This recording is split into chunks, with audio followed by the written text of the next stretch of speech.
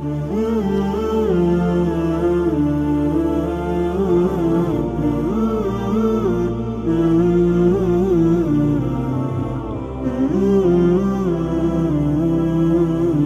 алейкум ва рахматуллахи ва баракатух. Жамаат, сонун жаңылык, Кудайга шүгүр, Аллах таалам фазлы карамы менен албетте себепчиси сиздер. Ушундай жакшы инсандар бар экен, дүйнө сакталып турат, күн чыгып атат, күн батып атат. Аллах таалам эмнени жаратса, бардыгын ушул инсан үчүн жараткан. Ушул инсандын көңүлү ыйык Кабадан да артык турат. Себеби Азирети Умар разияллаху анху: "Эй Каба, сен ыйыксың, бирок инсандын көңүлү сенден артык турат." Себеби инсандын көңүлүн оорутуу ыйык Кабаны 70 жолу талкалагандан жаман экен.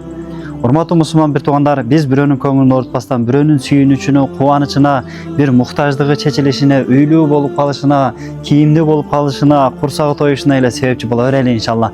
Аллах таалам бизди жакшылыктын ачкычы, жамандыктын кулпасы кылсын. Мына энебиздин үйү дагы көрүп атасыздар, мына коридордун потологуна жетип калыптыр. Ал эми 23-чү үйүбүздүн ушул крышасын бузуп баштан жаап атабыз. Аз эле саналуу күндөр калды. Кудай буйруса, мына 2 бригада иштеп атат.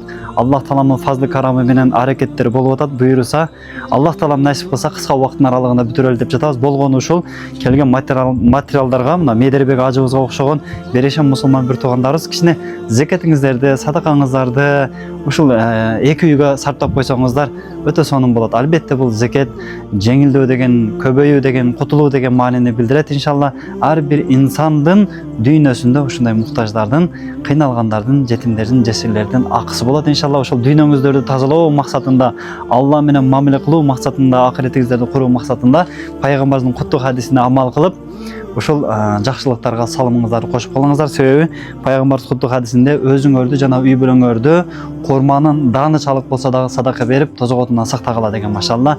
Ошол пайгамбарыбыздын эң бир сүйкүмдүү үммөттөрүнүн катарында кылган болсун.